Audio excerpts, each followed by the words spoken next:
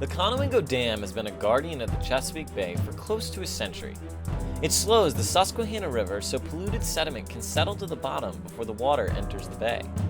Fortunately, each year, this effect has caused 2 million tons of polluted sediment to be trapped behind the dam.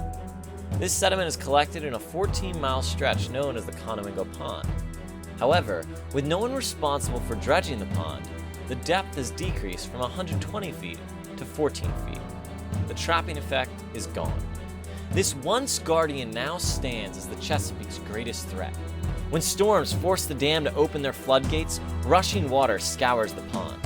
Polluted sediment is torn from the bottom, releasing millions of tons at a time. If dredging behind the dam is not addressed now, we are condemning the Chesapeake Bay.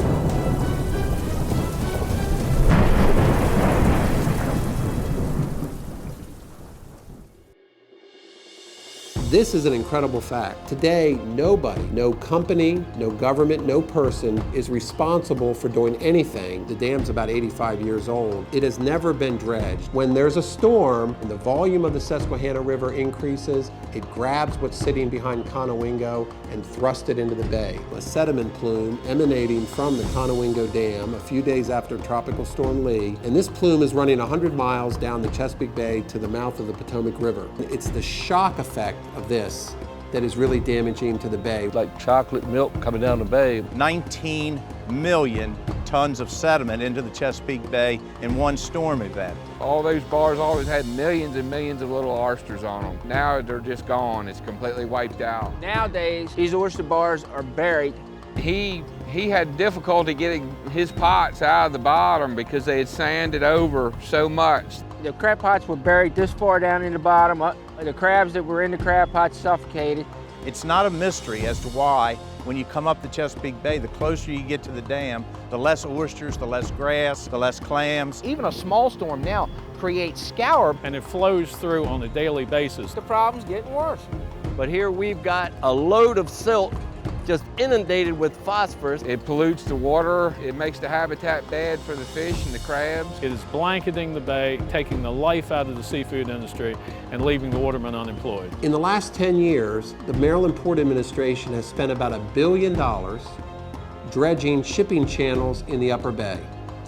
In the next 10 years, they're going to spend about the same. Wait a minute. Wouldn't it be cheaper to go above the dam where all this sediment is contained in a 14-mile reservoir and grab it there? Ag here in the state has hit 130% of its goal of pollution reduction. I mean, they're putting the strips, they're staying away from the ditches, tidal ditches, they're staying farming, they're putting cover crops, so they're going where they can to help save the bay, but we're just fighting a losing battle if they don't do something with that. Seems like that everything we do here can be negated in 24 hours with a major storm event coming out of the Conowingo Dam. And I've watched these people claim that they're going to make the bay better for over 3 decades, and it's gotten worse. All right, I have a rain barrel in my yard because I thought, okay, I'll do my part. If we're all supposed to do our little things, I got my rain barrel. But as I'm putting it in, I got this picture in my mind. Okay, I've done my part on my yard with my rain barrel, but for crying out loud, if we don't address this big source of pollution and this ticking time bomb that's up there, all that's for naught, okay? We can put all the rain barrels we want, we can stop all the septic tanks being put in the ground we want, but the bay is still gonna die. And that's sort of the sad story here. Thank you so much for watching our trailer. I'm Thomas. And I'm Matthew, and we are two brothers who just learned about this issue. We've been coming down to the Little Choptank and Choptank rivers for 15 years now, and we can tell you there's a ton of oysters back here.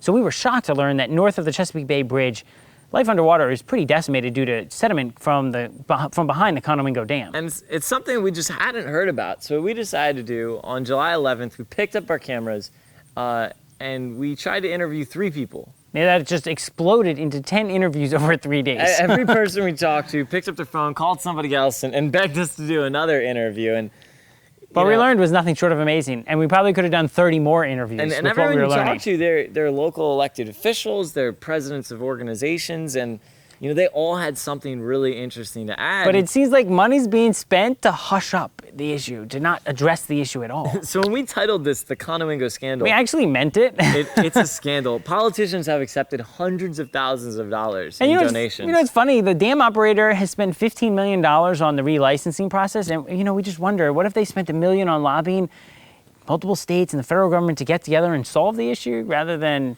And this solution is something that has bipartisan support. So in our state Senate, we had, you know, every single Democrat and Republican vote for a resolution to address the issue. But when it got to the House of Delegates, Delegate McIntosh killed it. you got a desk drawer veto. Never got to hear a vote. So it was really disappointing. And then when we started looking at we started researching more into it, and we looked at, you know, the Chesapeake Bay Foundation. That's where you go to donate money when you want to save the bay. Everyone knows that. Well, Save the bay, that's their slogan. So we started researching about them. And we were just completely stunned, actually. Totally shocked when we found out that they have millions of dollars in offshore Cayman Island accounts. Millions. So, you know, all this money is getting spent, and we're targeting these single-digit measures of pollution reduction with billions and billions of dollars.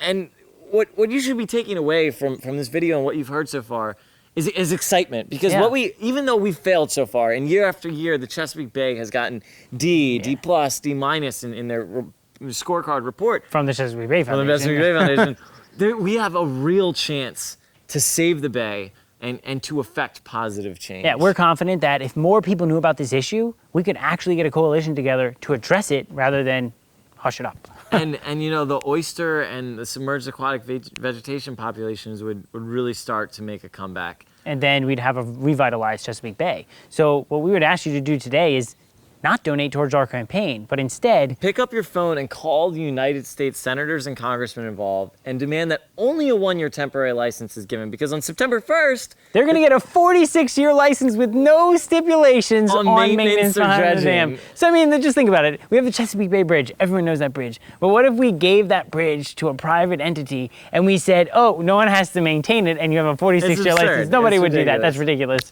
So, you know, really make those calls. Let's light up their switchboards. And you can affect change today. But you got to do it today, because September 1st is coming and you need a call. And if you can, you know, help us, support us, and let us tell the story of the Bay cleanup and spread the message that saving the Bay starts at the Conowingo Dam. Thank you.